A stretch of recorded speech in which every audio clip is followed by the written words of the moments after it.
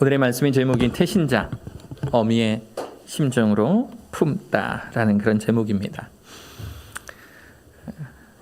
2011년 여름 제 아내가 첫 아이를 임신을 했어요. 아이를 가졌어요. 제 아내하고 연애 기간도 길었고 또 그때는 이제 결혼하고 이제 막 3년 차 접어들 때인데 아내가 제가 본 연예인 시절부터 포함해서 제가 본 아내의 모습 중에 가장 행복해하는 그런 모습을 그때 보았습니다. 아이가 들어선 사실을 조심스럽게 가족들과 또 교회의 성도님들에게 알리는 순간 기억납니다. 그리고 행여나 잘못될까 봐 몸을 조심해하며 불러오는 그 배를 즐기던 그 시간들 역시 행복한 시간으로 기억이 됩니다. 아이를 낳기 위해서 병원으로 이동하는 그 순간 2012년에 그 따스한 봄날에 딱 요맘때입니다. 이맘때 출근하려고 옷을 입고 있는데 이제 아내가 아무래도 오늘 나올 것 같다 해서 급히 이제 출근을 멈추고 학교에 알리고 그리고 함께 병원으로 가던 그때가 아직도 기억이 나요. 또 세상에 태어나서 그 울음소리로 내가 태어났다라는 걸 세상에 알리던 그 아이의 큰 울음소리도 기억이 납니다. 누군가가 이런 말을 하죠. 아이가 뱃속에 있을 때가 편하다. 세상에 나온 아이를 먹이고 또 채우고 기저귀 갈아주고 놀아주고 하는 일상을 반복하며 고된 부모의 삶을 살게 됐지만 내가 부모가 되겠다고 자처한 일이고 또 그 과정을 통해서 부모로서 부모만이 누릴 수 있는 행복을 누릴 수 있으니 이것이 하나님 안에서 정말 큰 행복이요, 큰 축복이라는 것을 아이를 키우며 느낄 수가 있었습니다. 아이를 가져본 사람만이 그리고 아이를 낳아본 사람만이 누리는 행복이 아닐까 싶어요. 교회의 용어 중에 태신자라고 하는 용어가 있어요. 아이벨 태자입니다. 잉태하다 할 때 그 태자예요. 우리말로 바꾸면 전도 대상자라는 뜻이에요. 그러니까 어떤 신학자들은 더 태신자라는 단어가 올바르지 않다고도 이야기를 해요. 왜냐하면 태신자 할 때 저 신자는 믿을 신자예요. 그래서 믿는 사람을 잉태한다라는 건데, 그러니까 시제로 본다면 믿는 사람을 잉태한다는데 저거를 좀 순화해서 좀 뜻에 맞게 바꾸려면 믿을 사람을 잉태한다라고 표현하는 게 맞을 수도 있어요. 그러니까 저 단어 자체가 성경에는 없는 단어예요. 그래서 우리나라 기독교의 부흥과 함께 만들어진 그 단어이기 때문에 어떤 신학자들은 좀 태신자라는 단어의 의문을 품기는 하지만 그러나 저 태신자가 교회 안에서 전도 대상자로 사용되어지고 있음을 감안한다면 오늘은 전도 대상자라는 의미로 저 태신자라는 이 말을 사용하고자 합니다. 이 전도 대상자를 굳이 태신자라고 표현하는 이유는 하나님을 모르는 한 사람을 위해서 기도하고 결국엔 그를 교회로 인도하여서 예수님을 인격적으로 만나게 하고 또 결과적으로 변화된 한 사람으로 만드는 과정이 마치 어머니가 아이를 뱃속에 품고 10달을 지나다가 또 세상에 태어나게 하여 자라게 하는 그 과정과 유사하다 해서 붙여진 이름입니다. 그래서 흔히 어떤 교회에서는요, 태신자 전도 프로그램 이런 말을 써요. 태신자 전도 프로그램. 마치 산부인과를 연상케 하는 그런 단어들이 있습니다. 태신자 이 프로그램에 보면 전도 대상자를 정하는 수정기 뭐 이렇게 있어요. 이렇게 단어들이 있어요. 뜻하는 단어들이. 또 기도를 시작하는 잉태기. 또 잉태된 내가 태신자로 정해놓고 이제 복음을 전할 거 아닙니까? 그러면 많은 분들이 복음을 거부해요. 이 거부하는 이 반응의 단계를 입덧기 이렇게 이야기를 합니다. 입덧기. 또 교회의 첫 발을 내딛게 되는 그 시기를 출산기. 그리고 이 태신자가 스스로 교회에 나오기 시작하는 스스로 말도 안 했는데 알아서 교회로 나오는 그 시기를 보행기 이렇게 이름을 붙이기도 해요. 그래서 태신자 전도훈련 프로그램을 보면 산부인과에서 사용되어지는 용어라든가 거의 소아과에서 사용되는 용어라든가 이런 재미난 이름들이 많이 있습니다. 저는 오늘 태신자 프로그램에 대해서 설명하려고 하는 것이 아닙니다. 왜냐하면 전도는 프로그램이 아니기 때문에 그래요. 전도는 프로그램이 아닙니다. 단순히 숫자를 늘리고자 하는 것이 우리들의 전도의 목적이 아니기 때문에 그래요. 저는 태신자라는 단어가 가진 의미를 이용을 해서요, 우리가 태신자를 정하여 그분들의 영혼을 위해 기도할 때 어떠한 마음으로 기도해야 되는 것이 옳은지, 또 어떤 심정으로 기도해야 하는지, 그리고 그 전도 대상자들을 우리가 실제적으로 어떻게 도와야 하는지, 제가 여러분들과 이 이야기를 나눠보고자 합니다. 만약 여러분들 중에 태신자를 정하여 놓고 기도하고 계신 분들이라면 오늘의 말씀에 집중하여 경청해 보시기 바랍니다. 기독교 역사에 있어서 가장 위대한 인물, 누가 뭐래도 이 사도 바울이겠죠. 저 사도 바울은 평생 독신으로 살았습니다. 그가 독신으로 살았던 이유는 그리스도의 복음 이 사역에 있어서 가족의 존재가 자신을 약하게 만들 수 있기 때문에 그랬어요. 이분은 당시 로마가 지배하고 있던 이 남유럽, 소아시아 지역을 떠돌면서 그리스도의 복음을 전하는 일을 감당을 했었는데, 만약에 가족이 있어버리면 자신의 발걸음이 너무 무거울 것으로 예상이 되었던 거예요. 그래서 자신은 이 독신을 은사라고 표현했습니다. 그리고 때로는 권면하기도 했어요. 혼자 사는 것도 낫다, 이렇게 권면하기도 했습니다. 바라기는 우리 교회에는 독신의 은사 가진 청년들이 없기를 간절히 바랍니다. 이 사도 바울도 말하다가 이렇게 이 서신서를 통해서 독신의 은사에 대해서 설명하다가 이렇게 가끔 이제 자신이 없는 말투가 나요. 그런데 좋다고 하는 거지, 만약에 결혼을 꼭 해야 되겠다면 해라라는 표현도 성경에 나와 있기도 해요. 하여튼 우리 청년들 중에는 사도 바울의 모든 모습을 따라하되 이 독신의 은사만큼은 따라하지 않는 역사가 있기를 간절히 바랍니다. 처자식을 얻는 대신에 이 사도 바울은 로마가 지배하고 있는 이 국가들, 이 도시들, 소아시아의 여러 교회들과 그곳의 성도들을 가족으로 여기고 있었습니다. 이게 멋진 거예요. 이게 멋진 모습이에요. 비록 내가 결혼하지 않아서 내가 내 몸을 좀 가볍게 하여 복음 전하는 일에 좀 수월하게 하기 위함이 나의 독신의 이유와 그 목적이었다면, 내가 세운 이 교회와 또 그곳의 성도들을 나의 가족으로 여기는 것, 이것은 정말 참 멋진 그런 사도의 모습이 아니었나 생각합니다. 그런데 오늘 이 사도 바울의 서신서들을 보면 사도 바울이 유독 아끼고 사랑하는 한 민족들에 대한 이야기가 나와요. 항상 마음속에 새기고 자신이 속해 있는 유대 민족을 이야기할 때 빠지지 않고 함께 등장하는 그런 민족의 이름들이 등장하고 있어요.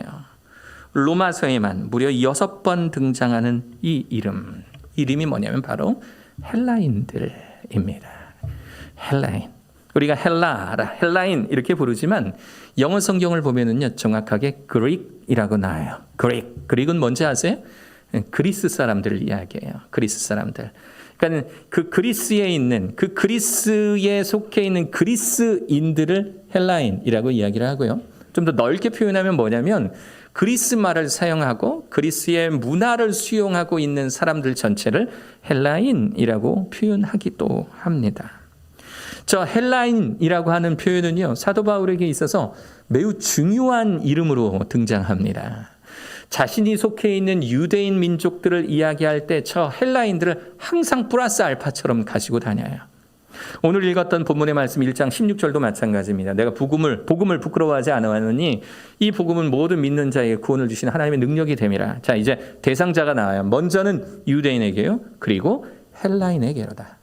유대인 다음에 헬라인이 반드시 나옵니다. 두 번째, 로마서 2장 9절, 악을 행하는 각 사람의 영에는 환난과 곤고가 있으리니 먼저는 유대인에게요, 그리고 헬라인에게로다. 마치 복사해서 붙여놓은 것처럼 먼저는 유대인, 그 다음은 헬라인이다.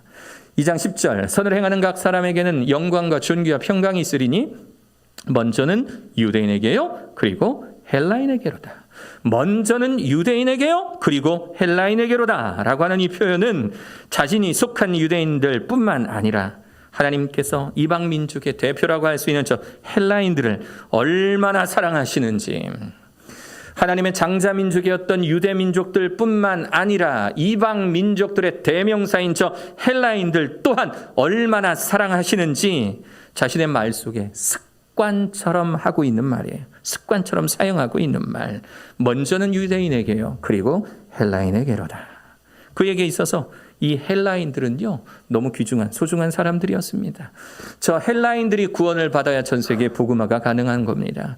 저 헬라인들, 이방인들 중에 대표라고 할 수 있는 저 헬라인들이 하나님 앞에 무릎 꿇어야 온 세계가 하나님께 무릎 꿇을 수 있는 거예요. 그에게 있어서 이 헬라인들은 너무너무 중요한, 늘 가슴에 품고 늘 기도하는 사람들이었던 거예요.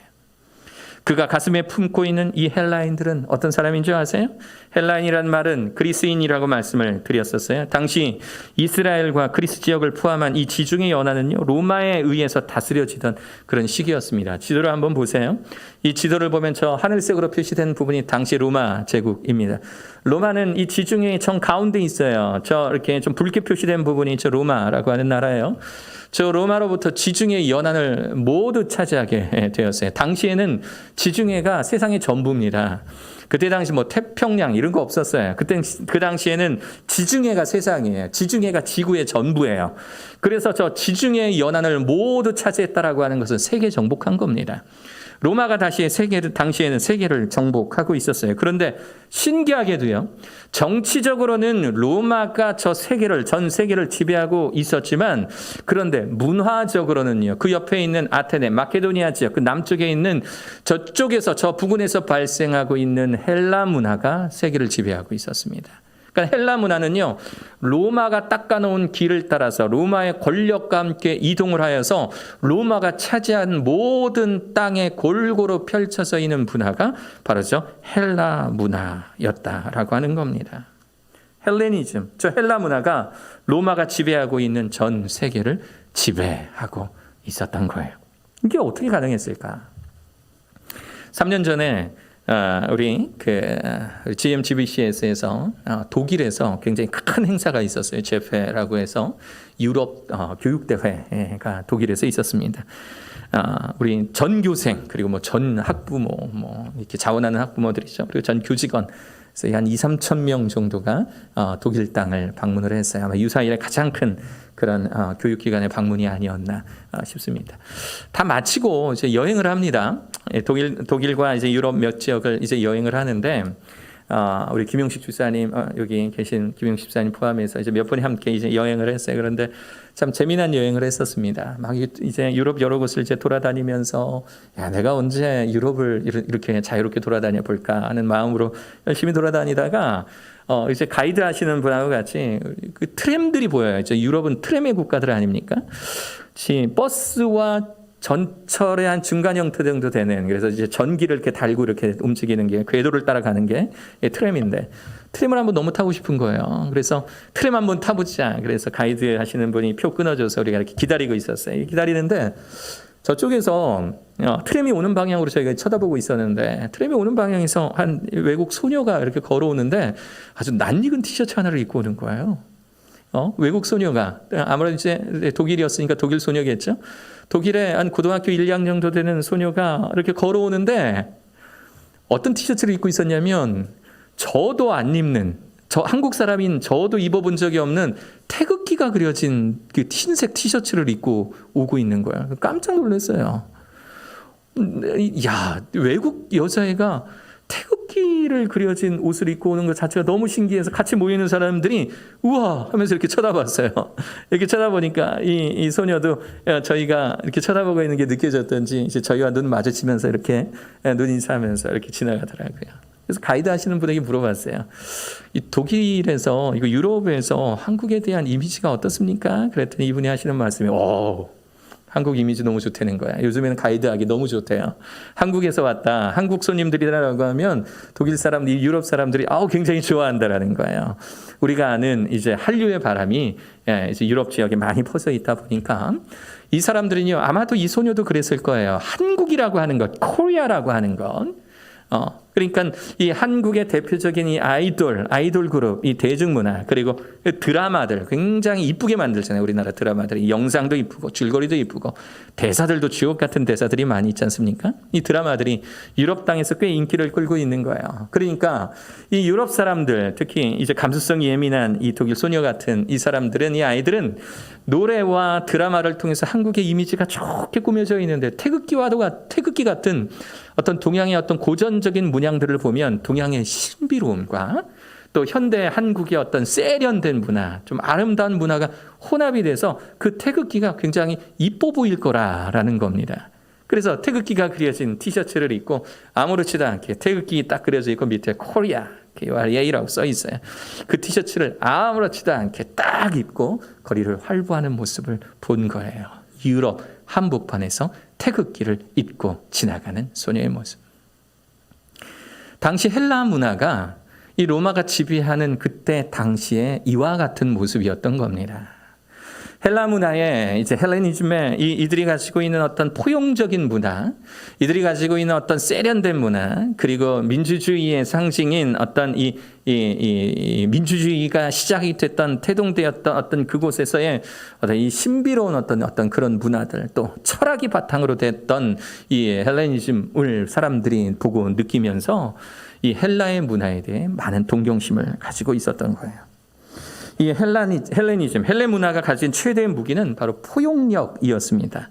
무엇이든지 융합하고 포용하는 힘을 가졌어요. 다른 민족들에서는 전지전능함으로 상징되어지는 이 신들이 인간의 모습으로 인간과 함께 살아가고 심지어 인간과 함께 결혼하기까지 합니다.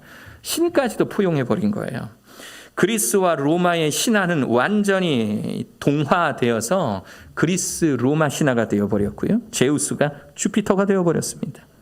세상의 모든 신비로운 것을 융합해 놓은 이 헬라 문화는 겉으로는 당시 존재하는 최고의 문화로 받아들여지고 있었던 것이에요.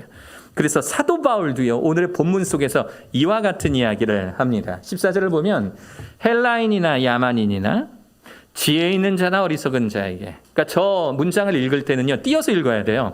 헬라인에게나 야만인이나 띄고 지혜 있는 자나 어리석은 자에게.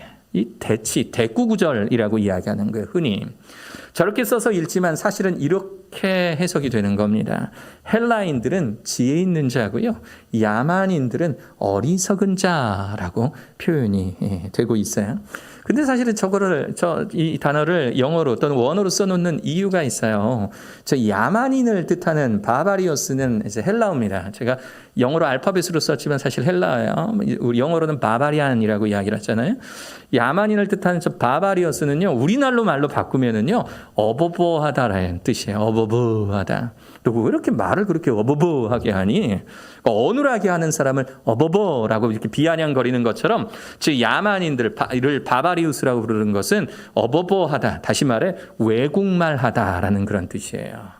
헬라어가 아닌 다른 말을 하는 사람들을 바바리우스라고 부르고요, 헬라어가 아닌 다른 말을 하는 사람들을 야만인이라고 부르고 있는 거고요, 헬라어가 아닌 다른 말을 하는 사람들을 어리석은 자라고 당시의 사람들은 생각하고 있었던 거예요. 그래서 로마에 쓰는 편지를 통해서 사도 바울이 이야기를 할 때 헬라인이나 야만인이나 지혜 있는 자나 어리석은 자에게, 그러니까 너네들이 말하고 있는 그 헬라인이나 그 어버보라고 말하는 저 야만인이나 또는 지혜 있는 자나 어리석은 자나 다 내가 빚진 상태다라고 사도 바울은 이야기하고 있는 겁니다.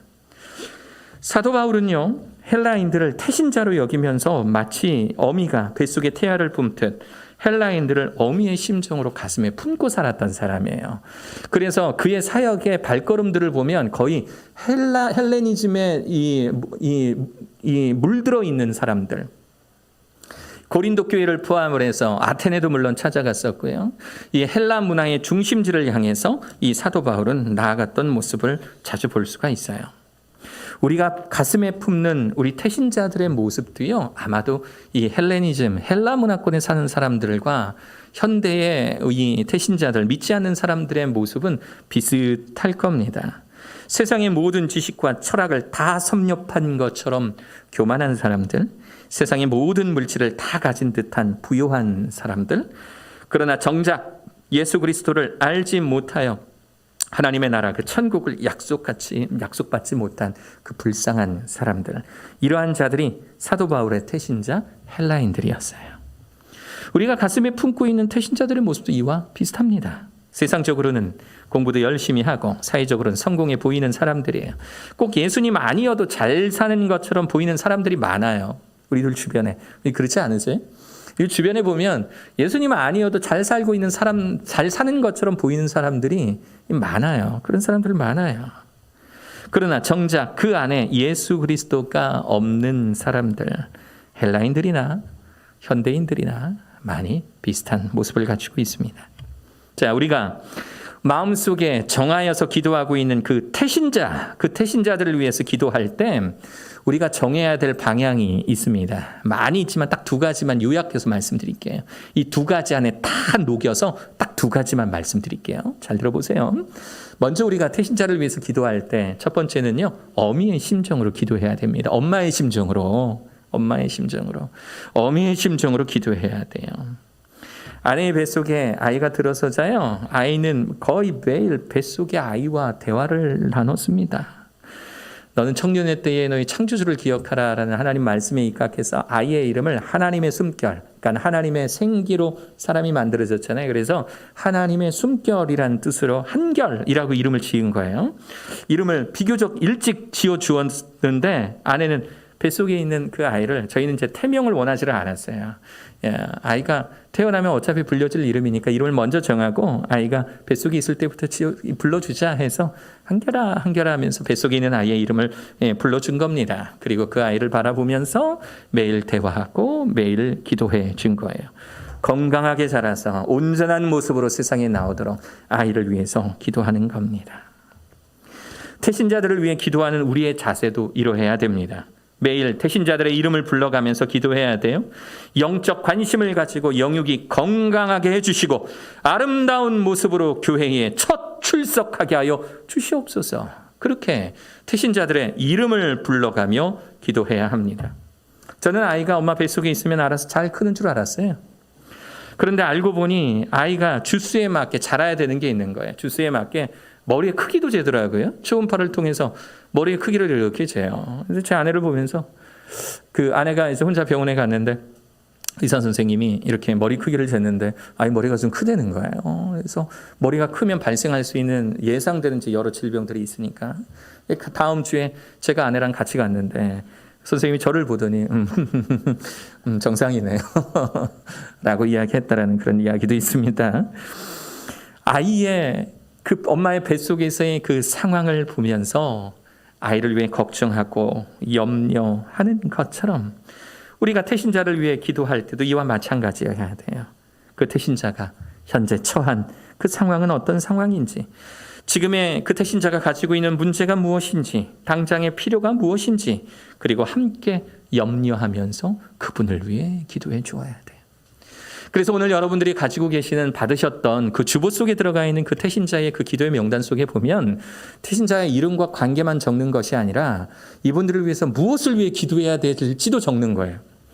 거기에 적어진 그 기도의 제목은 아마 모든 분들에게 공유가 되기에는 좀 껄끄러운 이야기들이 있을 거예요. 그리고 너무 too much information이 될 수가 있을 거예요. TMI가 될 수 있어서 이제 거기에 쓰여져 있는 기도의 제목들은 목회자와 또 적어내신 그분들만 같이 읽고 그렇게 기도할 겁니다. 그리고 이름만 우리 PPT로 올려서 함께 기도할 때 내가 올려놓은 이름뿐만 아니라 함께 누군가가 올려놓은 그 이름을 보면서 함께 부르짖으며 기도해야 되는 책임이 바로 태신자를 가슴에 품는 어미의 심정으로 품은 우리들이 해야 될 역할이라고 하는 겁니다. 내일부터 일주일간 새벽 예배 때 여러분들이 적어내신 태신자의 이름이 PPT로 크게 띄어질 때 이름밖에 모르는 분들이기는 하나 하나님께서 찾아가 주시고 만나 주시고 또 함께 이곳에서 예배드릴 그 날을 기대하며 그렇게 힘차게 기도하실 수 있는 여러분들 되시기를 바랍니다. 용기 내어서 함께 참여하세요. 여러분들 태신자의 이름을 적어내셨다면 용기 내어서 이 자리에 함께 하셔서요, 그렇게 그분들의 이름을 불러가며 하나님께 간구하실 수 있는 여러분 되시길 축원합니다. 두 번째, 우리가 태신자를 위해서 어떻게 기도해 줘야 될까? 두 번째는요, 하나님의 도구로서 기도하셔야 됩니다. 하나님의 도구로서. 최근에 선한목자교회 유기성 목사님의 설교 내용을 제 아내가 저에게 나눠주더라고요. 유기성 목사님이 이렇게 설교했대요. 매일 못살게 구는 시댁 식구들을 위해서 기도하던 한 여자 성도님이 태신자 카드에 이름을 적어서 제출하는 겁니다. 제발 저 인간들 하나님 믿고 변화 좀 되게 해달라고. 시댁 식구들이 너무 자기를 힘들게 하니까 저 인간들 하나님 믿고 변화되게 해달라고. 저 인간들이 변할 수 있는 건 하나님의 크신 은혜밖에 없다고 그렇게 기도했대요. 그런데 오랜 시간이 지나도록 변하지 않는 겁니다. 좀 하나님 찾아가서 만나 주셔야 저 사람들이 좀 변하는데 변하지 않는 모습을 보면서 답답한 마음을 가지고 목사님께 하소연했대요. 왜 하나님은 제 기도 들어주시지 않느냐고. 왜 하나님 제 기도 들으시지 않느냐고. 목사님이 그렇게 대답했답니다. 성도님은 그분들의 변화를 위해서 내가 무엇을 해야 되는지 기도하신 적 있으세요? 라고 물어보셨다는 거예요. 그분들의 변화를 놓고 기도했다면, 그분들이 예수님 믿어 변화되기를 원했다면, 그분들이 예수님을 만나는 데에 있어서 제가 어떻게 해야 될까요? 라고 하나님께 기도한 적이 있는가? 막연히 태신자를 정해놓고 그분들의 이름만 불러서 기도했을 뿐이지 하나님의 도구로서 먼저 된 자로서 하나님의 도구의 역할을 제대로 하지 못하는 내 자신의 모습을 되돌아보는 그런 예화더라고요. 여러분들은 어떻게 기도하고 계십니까? 원수 같은 사람, 예수님 이외에 답이 없는 사람 있어요. 맞아요. 있어요. 그런 사람들을 태신자로 놓고 정하여 기도하시는 거 참 잘하시는 일입니다. 맞습니다. 예수님 이외에는 그분들을 변화시킬 수 없을 거예요. 그런 분들이 계세요. 그런데 맹목적으로 그분들의 인격적 변화를 기대하는 기도, 맹목적으로 그들의 인격적 변화만을 위해서 기도하는 기도는 올바르지 못해요. 올바른 기도는 그분들이 예수님을 인격적으로 만나고 인격적으로 변화되는 과정을 통해서 주님, 제가 무엇을 할까요? 그분들의 변화를 위해서 제가 무엇을 할까요? 저에게 지혜를 주옵소서라고 기도하는 기도가 필요하다라고 하는 겁니다. 여러분들은 기억하셔야 될 것 한 가지. 그분들의 변화를 위해서 하나님은 우리를 주님의 도구로 삼으셨다는 겁니다. 그래서 하나님의 도구로서 기도해야 돼요. 우리의 기도는 마치 무슨 서비스업에서 맡겨놓은 사람처럼, 세탁소에 물건 맡겨놓은 사람처럼 그렇게 기도해서는 안 됩니다. 저는 하나님의 도구이오니 그분들의 변화를 위해서 주님, 제가 무엇을 해야 되겠습니까? 기도하실 수 있는 여러분 되셔야 돼요. 우리는 주님의 도구가 되어서 그분들이 예수님을 만나 삶이 변하도록 이끄는 그런 사람들이 되어야 합니다. 예전에도 한번 드렸던 예화인데요. 시장에서 저희 어머니가 식당을 운영을 하셨어요. 별의별 여러 사람들이 많이 오세요. 저희 식당에.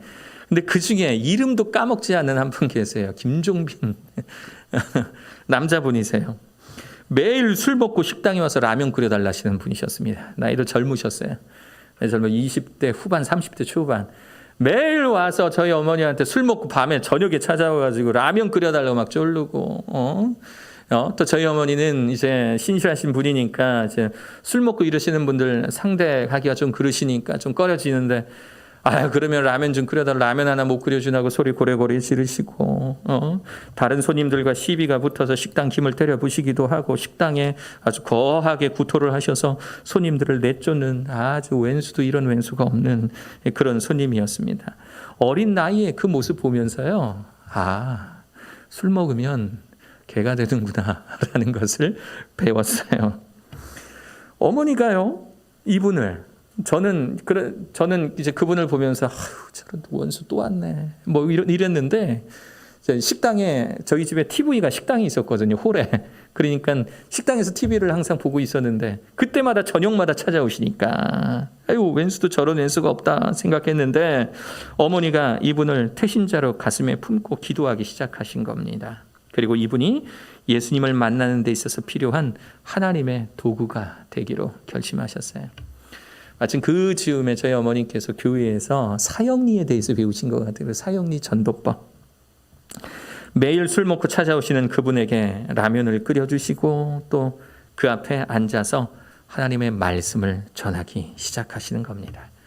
노란색 사형리 책을 꺼내시고 그리고 첫 페이지서부터 읽습니다. 교회에서 그렇게 가르쳐 주셨나 봐요. 첫 페이지 열고 손가락으로 짚어가면서 읽어라 이렇게 가르쳐 주셨나 봐요. 제1원리 술 먹고 라면 드시고 계신 그분 앞에서 하시는 말씀, 하나님은 당신을 사랑하시며 당신을 위한 놀라운 계획을 가지고 계십니다. 라고 시작하신 거예요. 다음 날 찾아오면 또, 그 다음 날 찾아오면 또 다시. 그리고 몇 주가 지났을 때 평상시에는 저녁에 밤만 되면 술 먹고 찾아오시는 분이 어느 날 갑자기 아침에 찾아오시는 거예요. 맨정신으로. 그리고 어머님의 말씀을 듣기 시작합니다. 그리고 제4원리. 우리는 예수 그리스도를 나의 구주, 나의 하나님으로 영접해야 합니다. 사형리의 제 4번째 원리가 좀 길어요. 왜냐하면 그 뒤에 영접 기도가 있거든요. 그 영접 기도를 따라 하시는 거예요. 이 남자분이, 김종빈이라시는 분이 하나님의 말씀을 따라 읽기 시작한 겁니다. 술 먹고 내 가게에서 난동 피우는 한 사람을 위해서 하나님의 도구가 되어야겠다 생각하고 기도하니 한 사람의 인생이 변화되기 시작했습니다. 이분이 교회에 나오셨어요. 그리고 나오셔서 교회 안에서 진심으로 회개하고 하나님 앞에 무릎 꿇기 시작하더라고요. 교회에 어렵고 힘든 일들, 화장실 청소부터 시작했어요. 우리 목회자들, 우리 전도사님들 뒤따라다니면서 교회 힘들고 어려운 일들 다 해내시고요. 그리고 부목사님이 실시하시는 이 새신자 교육 훈련 과정을 2-3달을 아주 성실하게 잘 수행을 하시더라고요. 그리고 질문도 참 많으셨던 것 같아요. 이 전도사님들, 목사님들한테 질문도 참 많이 하시고, 그리고 몇 개월 뒤에 이제 교회에서 제대로 된 봉사의 거리를 찾으셨어요. 이게 주일학교 선생님이었습니다. 주일학교 선생님. 문제는 여기서 발생해요. 주일학교 학생이 저였거든요. 그러니까 제 입장에서는 몇 개월 전까지 저희 집에서 맨날 술 먹고 난동 피우고 토하고 개가 됐던 분이 갑자기 개과천선에서, 말 그대로 개과천선에서 저를 가르치는 선생님으로 탁 앉아 계시니 제가 적응하기가 너무너무 힘들었었어요.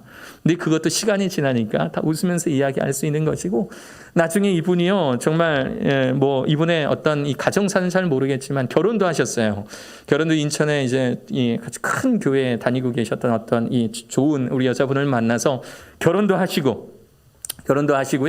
정말 내가 가진 것 없지만 밑바닥에서부터 한번 시도해 보겠다 해서요. 리아카 끌고 다니시면서 과일 장사하시고, 제가 고등학교 정도 됐을 때는 이제 트럭에다가 물건을 실어 놓고 시장 앞에서 물건을 파시면서 가끔 저와 이렇게 눈이 마주치시면 저한테 아주 크게 인사하시고 저도 반갑게 인사하는 그런 아주 멋진 사이로 그렇게 발전을 했어요. 지금 소식이 끊겨서 어떻게 사시는지는 알지 못하지만 분명히 하나님 안에서 크게 흥했을 겁니다. 하나님 안에서 정말 하나님께서 많은 축복을 허락하셨을 것이고, 또 이분의 삶에 있어서 정말 한 교회를 섬기며 그 교회의 성장과 부흥과 발전을 위해 하나님께서 역시 그렇게 하나님의 도구로 사용하고 계실 거예요. 한 사람이 결혼해서 아이를 갖는 것이 하나님 안에서의 큰 축복인 것처럼, 태신자를 정하여 마음에 두고 기도하는 것은요, 하나님 믿는 성도들에게 주시는 하나님의 큰 축복입니다. 여러분들이 만약에 내가 성도라 하면서 내 마음속에 태신자가 없다면, 그러면 나는 과연 열매 맺는 신앙인가 점검해 보셔야 돼요. 저 사람도, 내 주변에 있는 저 사람도 예수님 믿었으면 좋겠다라는 그런 어떤 갈망하는 마음이 없다면, 그럼 내가 과연 성숙한 크리스찬인가를 점검해 보셔야 한다는 이야기예요. 우리는 이 놀라운 축복을 감사해 하면서요, 어머니가 뱃속에 아이를 품는 것처럼 태신자들을 위하여서 기도하셔야 됩니다. 또한 하나님의 도구로서 태신자들이 하나님 가운데 잘 정착할 수 있도록 힘써 돕는 우리 성도님들이 되시기를 주 예수 그리스도의 이름으로 간절히 축원합니다. 오늘의 말씀을 들으며 생각나는 이름이 있거든 적으십시오. 주어진 정의에 적으십시오. 그리고 그분의 기도의 제목을 정확하게 모르겠거든 그분을 생각하면서 내 마음에서 나오는 기도의 제목들을 적으십시오. 그리고 목회자들에게 또는 사진을 찍어서 저에게 개인적으로 보내주시면 제가 그분들을 위하여 여러분들이 품는 마음처럼 함께 기도하겠습니다. 그렇게 기도하겠습니다. 그리고 그 이름, 기도의 제목까지 모두 적어놓을 수는 없지만 그 이름을 함께 공유할 때, 새벽 예배마다 PPT로 크게 그 이름을 공유할 때 그 이름 함께 불러가면서 주님, 어미의 심정으로 우리가 이분들을 위해서 기도하오니 주여 이분들을 만나 주시옵시고 이분들과 함께하여 주옵소서. 이분들이 하나님을 만나고 하나님께서 동행하심을 느끼게 되는, 누리게 되는 이 과정 중에 도구가 필요하다면 내가 그 주님의 선한 도구가 되겠사오니 주님, 부족하나마 나의 입술을 통하여 말씀하시고 나를 통하여 주여 역사하여 주시옵소서. 기도하실 수 있는 사랑하는 저와 사랑하는 우리 글로벌 비전 채플의 모든 성도님들 되시기를 주 예수 그리스도의 이름으로 축원합니다. 아멘.